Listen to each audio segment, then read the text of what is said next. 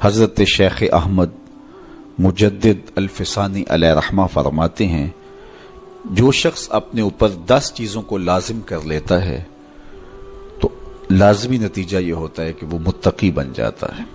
وہ 10 چیزیں کون سی ہیں؟ ماہ صیام کے ان حسین لمحوں میں ہمیں وہ 10 اوصاف اپنے اندر پیدا کرنے چاہیے تاکہ ہم متقی بن جائیں، اور متقی اللہ کے محبوب بندے ہیں۔ تقوی اختیار کرنے والے اللہ جل شانہ کی رحمتوں کے خاص مستحق ہیں۔ جنہیں تقوی کا نور نصیب ہوتا ہے وہ اللہ کی رحمتوں کے سائے میں آ جاتے ہیں۔ اگر ان پر مصائب، آلام، مشکلیں آتی ہیں تو ان کے تقوی کی وجہ سے اللہ انہیں راستے عطا کر دیتا ہے۔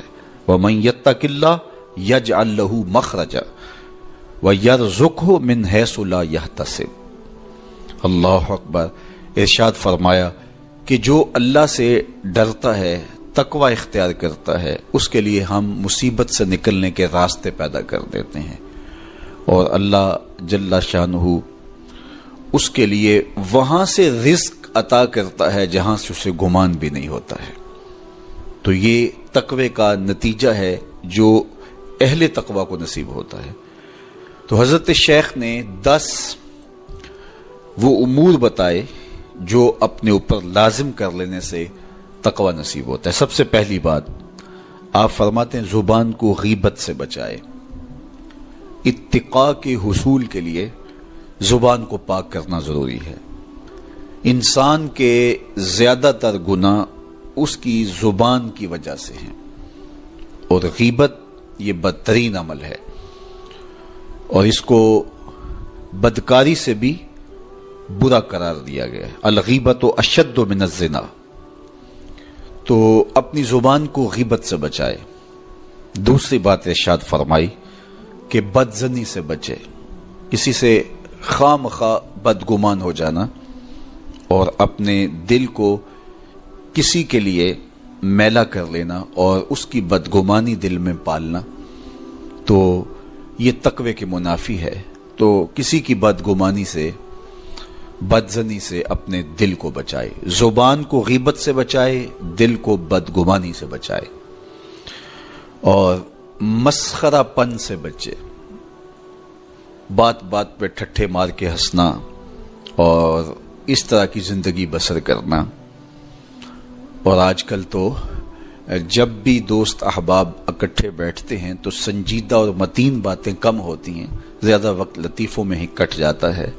انسان کو خوش مزاج ہونا چاہیے، اس کی طبع میں شگفتگی ہونی چاہیے، لیکن شگفتگی، خوش مزاجی اور مسخرہ پن میں فرق ہے، اس کو سمجھنا چاہیے۔ سنجیدہ اور متین زندگی یہ مومن کی زینت ہے، انسانیت کا حسن ہے۔ اس لیے تقوی کے حصول میں مانع ہے مسخرہ پن۔ اگر کوئی شخص متقی بننا چاہتا ہے تو اس کو سنجیدہ اور متین بننا ہوگا۔ طبیعت کی خوش مزاجی یہ معنی نہیں ہے، لیکن مسخرہ پن اور چیز ہے، اس سے روک دیا گیا۔ چوتھی چیز حضرت شیخ احمد فرماتے ہیں کہ اپنی آنکھ کو حرام سے بچائے۔ اپنی آنکھ کی حفاظت کرنے سے تقوی حاصل ہوتا ہے۔ جب آنکھ خراب ہوتی ہے تو دل خراب ہوتا ہے، جب دل خراب ہوتا ہے تو پھر پورا بدن خراب ہو جاتا ہے۔ اس لیے وہ دروازہ جو کھلا ہے اور اس سے بدی شر اندر اتر رہی ہے، اور پھر اس سے آپ کا سارا نظم ہستی برباد ہو رہا ہے، تو اس دروازے کو بند کریں۔ تو اپنی آنکھ کو حرام سے بند کریں۔ پانچویں چیز ارشاد فرمائی ہمیشہ سچ بولے۔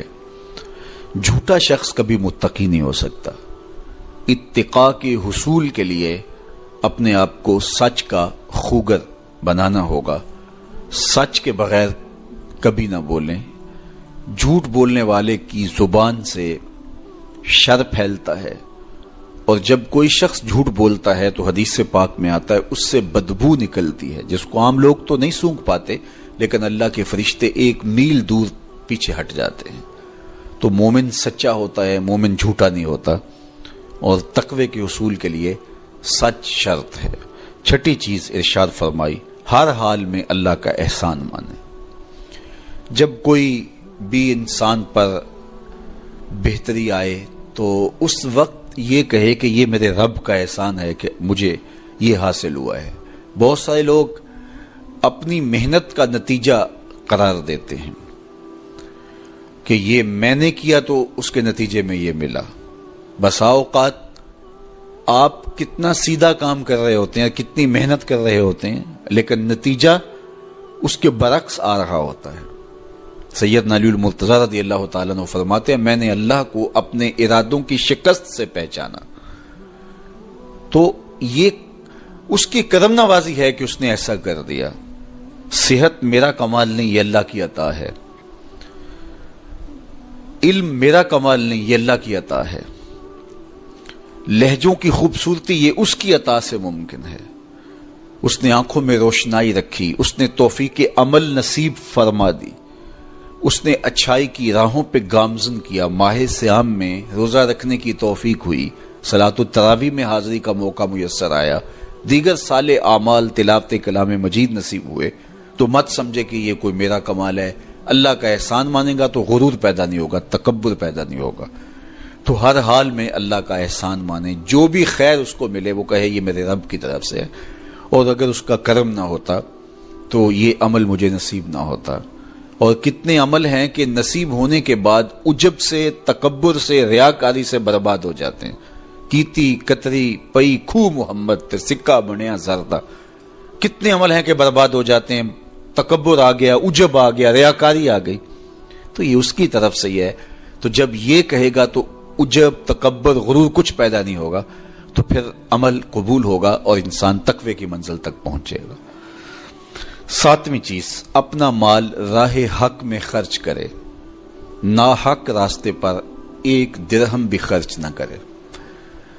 کمایا ہوا مال راہ حق میں خرچ کرنے سے اتقاء کی دولت نصیب ہوتی ہے۔ اللہ قیامت کے دن بندے کے قدم اپنے حضور سے ہٹنے نہیں دے گا جب تک اس سے 3 سوال نہیں کر لے گا۔ ان میں سے ایک سوال یہ ہوگا کہ مال کمایا کہاں سے، مال خرچ کہاں کیا۔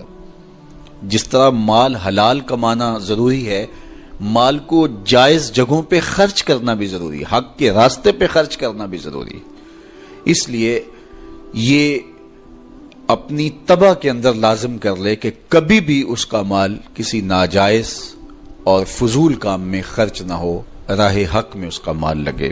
8ویں چیز، نفس کے لیے کبھی بڑائی بلندی نہ چاہے، اس سے طبیعت میں سرکشی آئے گی اور تقوی کے راستے میں یہ عمل مانے ہے۔ اور نمازوں کی حفاظت کرے۔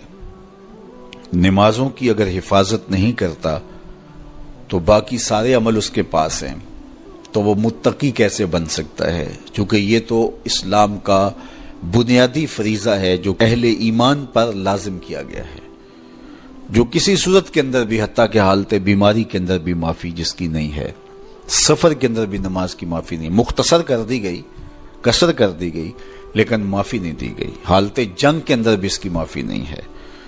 تو نمازوں کی محافظت کرے۔ اور 10ویں چیز، حضرت شیخ فرماتے ہیں عقیدوں کی صحت کا خیال رکھے، اپنے عقیدے، اپنے نظریات خوبصورت رکھے۔